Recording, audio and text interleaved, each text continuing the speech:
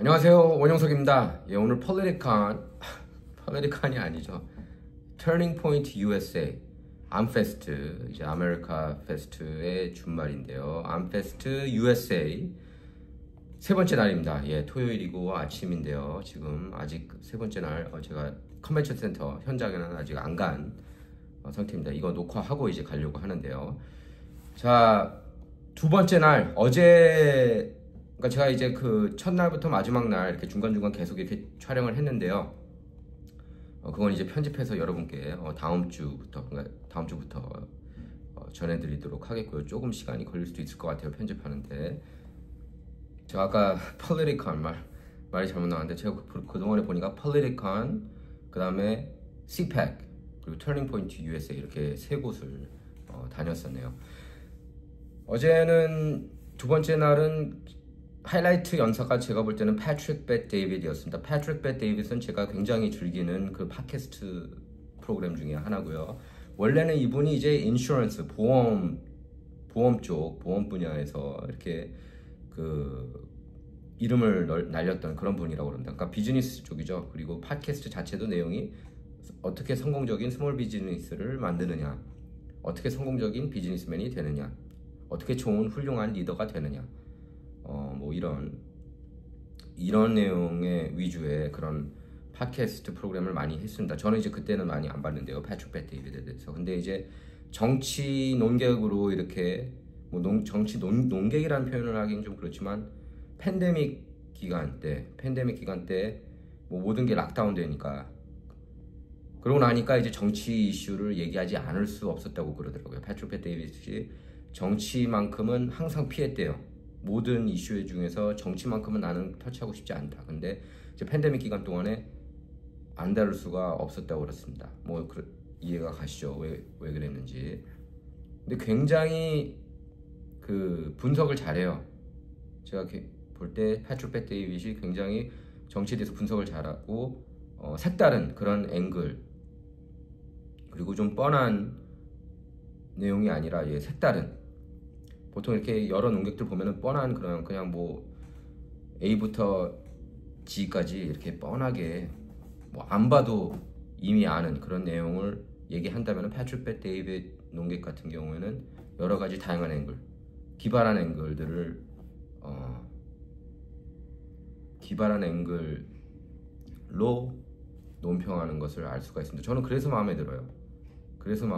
패트릭 벳 데이빗이 제가 가장 마음에 드는 그런 팟캐스터 중에 한 명인데, 색다른 앵글로 이렇게 접근하는 게 그게 굉장히 마음에 들고, 이제 보통 이제 뭐 단독 쇼는 안 하고, 단독 쇼 할 때도 있지만 이렇게 여러 명, 3명 패널하고 같이 비니, 애덤, 그리고 또 한 명이 누구죠? 톰. 예, 이렇게 그래서 4명이 그걸 이제 홈팀이라고 그러는데, 이제 게스트 이렇게 불러서 인터뷰를 하는데, 게스트가 굉장히 화려했죠. 패트릭 벳 데이빗 같은 경우에는 제가 알고 있기로는 코비 브라이언트, 그 LA 레이커스 슈퍼스타 그 몇 년 전에 사망했죠. 팬데믹 때 사망했습니다. 팬데믹 닥치기 바로 직전에. 그리고 뭐 샤킬 오니어, 이런 슈퍼스타들을 원래 인터뷰를 많이 했습니다, 패트릭 벳 데이빗이. 근데 그러다가, 그러니까 제가 알고 있기로는 그 사람이 이렇게 돈 주면서 인터뷰를 했던 걸로 알고 있어요, 초반에. 그러다가 이제 그 알렉스 존스, 인포워스의 간판 스타죠. 알렉스 존스가 여러 개, 100여 개 이상 소셜 플랫폼에서 퇴출되는 걸 보면서 이제 알렉스 존스하고도 인터뷰를 가장 먼저 한 걸로 알고 있습니다, 팟캐스트 중에서. 퇴출되고 나서요, 알렉스 존스가. 어제 이번 그 아메리카 페스트 행사에 온다고 했을 때 저는 그 기대가 됐던 이유 중에 하나가 이제 패트릭 벳 데이빗도 오는 거야. 그렇게 생각해서 기대가 많았습니다. 그래서 어제 연설을 했는데 역시 기대만큼 이렇게 말을 잘해요, 그 친구도. 패트릭 벳 데이빗이 딱 얼굴 보면은 굉장히 이렇게 나이가 들어 보이지만 아마 45 그 정도밖에 안 된 것 같습니다. 근데 어쨌든 이 친구가 굉장히 얘기를 잘했는데, 그 팟캐스트 프로그램에서 했던 내용이 이제 좀 다시 나오더라고요, 그 내용이. 근데 뭐 여러분께 정리해드리자면, 패트릭 벳 데이빗이 어제 무슨 얘기를 했냐면은, 분명히 메인스트림에서 일론 머스크하고 도널드 트럼프 간 관계를 갈라놓으려고 할 것이다. 그리고 그것뿐만 아니라 JD 밴스하고 비베크 라마스와미 그들 간의 관계도 갈라놓으려고 할 것이다. 주류 언론들이 워낙에 사악한 놈들이라면서 그건 여러분께서 너무나 잘 알고 계실 겁니다. 굉장히 이제 사탄스러운 그런 영혼이 느껴지죠. 주류 언론을 보면 그걸 그대로 번역 보도한 한국 언론, 특히 미국 정치에 있어서 한국 언론, 한인 언론 보시면 느껴지실 거예요. 그래서 굉장히 조심할 필요가 있다. 그렇게 경고를 했습니다. 패트릭 벳 데이빗이 트럼프하고 일론 머스크 간 관계를 지킬 필요가 있다고 그랬고요. 주류 언론이 계속 둘을 어떻게든 이렇게 뜯어놓으려고 할 것이고, 뭐 비베크 라마스와미하고 제이디 밴스 서로 간, 그리고 이들하고 트럼프 간의 관계도 이렇게 어떻게든 안 좋게 하려고 할 것이다. 벌써 느껴지지 않습니까? 여러분 요새 최근 그 보도 내용들을 보면은 일론 머스크가 진짜 대통령 아니냐, 뭐 엘리자베스 워런 매사추세츠주 연방 상원의원 같은 경우에 그분도 그 거짓말, 자기가 네이티브 아메리칸이라고 거짓말했던 그분인데, 그 상원의원 같은 경우에도 일란이 대통령이냐 뭐 이런 식으로, 그러니까 일란이 지금 대통령이다, 진짜 대통령은 일란이다, 이런 내러티브가 계속 가고 있거든요.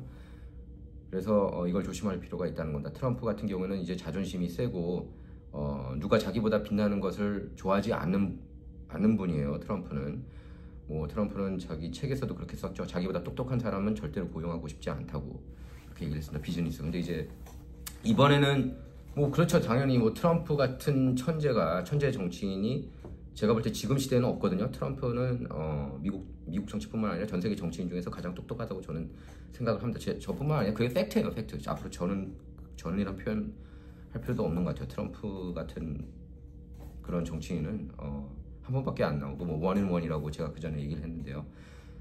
하지만 이제 그 일론 머스크가 뭐 집중 조명을 받으면은, 이런 언론의 보도 그 스포트라이트를 계속 받으면은 트럼프가 시기심, 질투심이 일어날 수 있다. 이제 그런 내러티브를 가고 있습니다. 지금 주류 언론을 보면은. 근데 거기에 속아 넘어가면 안 된다, 이 얘기를 한 거예요. 일론 머스크가, 패트릭 벳 데이빗이요.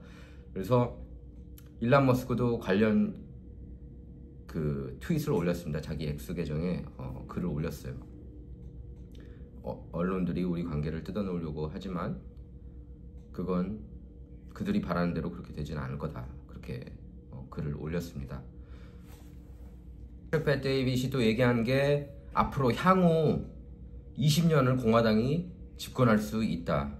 트럼프가 이제 2028년에는 출마하지 못하니까 뭐 스티브 배너는 출마할 수 있다고 그렇게 얘기를 하고 있지만, 어쨌든 그 이어서 JD 밴스, 뭐 비베크 라마스와미, 이런 차세대 스타가 많다. 공화당 진영에는 벤치가 두텁다고 그렇게 표현했습니다. 비베크 라마스와미가. 그러니까 그 비베크 라마스와미, 패트릭 벳 데이빗이 그렇게 얘기를 했고요. 비베크 라마스와미도 있고, JD 밴스도 있고, 뭐 라라 트럼프, 에릭 트럼프 주니어, 뭐 이런 사람들을 굉장히 그 즐비하다고 그렇게 밝혔습니다. 특히 이제 트럼프 주니어에 대해서도 강조했어요. 이번에 인사를 이렇게 트럼프가 잘할 수 있었던 거는 그 배우의 트럼프 주니어가 있었기 때문이다. 트럼프 주니어가 그 인선 작업에서 다 거를 거 거르고 그 필터링 역할을 훌륭하게 해냈기 때문에 트럼프가 이번에 인선이 굉장히 훌륭하다고 얘기할 수가 있다는 거예요. 예, 제가 볼 때도 이번에 트럼프 인선은 저는 일단은 현재로서 만점 주고 싶습니다. 예, 만점 주고 싶고요. 그래서 차세대 스타 뭐 터시 게벌드도 있고, 그래서 굉장히 공화당 입장에서는 지금 이렇게 의기양양할 만하다. 그러면서도 이제 경고를 했습니다. 거만하면 안 된다. 보통 이렇게 승리를 하면은 좀 거만해지고 이렇게 좀 느슨해질 수밖에 없다는 겁니다. 그거는 그냥 과학이라는 식으로 얘기를 했어요. 패트릭 벳 데이빗이. 하지만 그걸 우리가 조심해야 되고, 그리고 민주당을 우습게 보면은 안 된다고도 그렇게 밝혔습니다. 항상 이렇게 경계해야 된다는 거예요. 공화당 입장에서는. 또 민주당원들 지금 져가지고 분위기가 안 좋지 않습니까? MSNBC하고 CNN 시청률, 그리고 ABC, NBC, CBS 시청률 급감하고, 뭐 LA 타임스, 그 워싱턴 포스트, 이런 언론들, 뉴욕 타임스도 마찬가지고요. 구독자가 확 줄고 있는데, 특히 어마어마하게 타격을 받았죠. 와포하고. 와포는 올해에만 7,700만 불 정도 손해를 봤다고 그래요. 뭐 LA 타임스도 계속해서 패트릭 신중이 산 이후로 계속해서 손해를 보고 있는데요. 근데 어쨌든 그렇게 얘기를 했습니다. 패트릭 배 데이빗이 민주당원들한테도 우리가 나이스할 필요가 있다.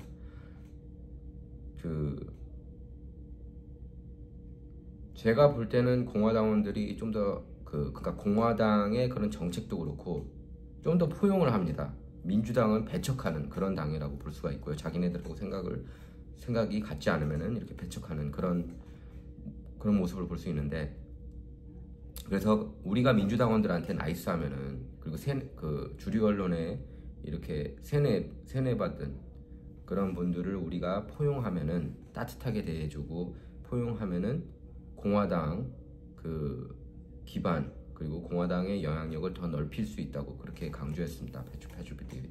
다 맞는 얘기예요. 다 맞는 얘기고, 민주당원들이 공화당원들이 갖고 있는 그런 편견들을 이렇게 무너뜨릴 필요가 있다고 그렇게 강조했습니다. 뭐 그렇게 얘기를 들었어요. 뭐 이렇게 초콜릿 선물을 사주고 이런 민주당원들한테. 그래서 그냥 나이스하고 친절한 그런 모습을 보이다 보면은 공화당 그런 생각과 정책에, 그리고 이데올로기에 대해서 이렇게 더 받아들일 수 있게 될 거라는 겁니다. 민주당원들이. 그러니까 거만하지 말라는 거죠. 예, 그 메시지였습니다. 어제 그리고 제가 Larry Elder 라디오 쇼에 나왔습니다. Larry Elder 라디오 쇼에 나와서 지금 현재 청와대 윤석열 대통령 탄핵 상황에 대해서 설명을 했고요. 또 부정선거 이슈에 대해서도 제가 설명을 했습니다. 예, Larry Elder하고는 계속해서 교류할 것 같고요. 뭐 이런 이슈들에 대해서도 더 자세히 알고 싶어 하더라고요. Larry Elder가 개인적으로도. 그리고 어제 또 사실 패트릭 배 데이빗 이상의 그 하이라이트를 받은 사람이 하이라이트를 장식한 사람이 있었네요. 예, 제가 좋아하는 또 다른 그 팟캐스터인데 베니 존슨이 굉장히 유머러스하게 트럼프 백악관 재입성 과정을 이렇게 보여가면서 그림과 사진을 보여가면서 설명을 했습니다. 그래서 그 맥도날드 거기서 이제 그 프렌치 프라이를 직접 이렇게 굽고 서빙하지 않았습니까? 트럼프가 굉장히 그 모습이 내추럴하다면서, 그걸 내추럴하게 할 수 있는 사람은 트럼프밖에 없다고 얘기를 하면서 또 뭐라고 그랬냐면은 맥도날드 이름을 이제 도널드로 바꾸자, 다널드로 바꾸자, 그렇게 얘기를 했습니다.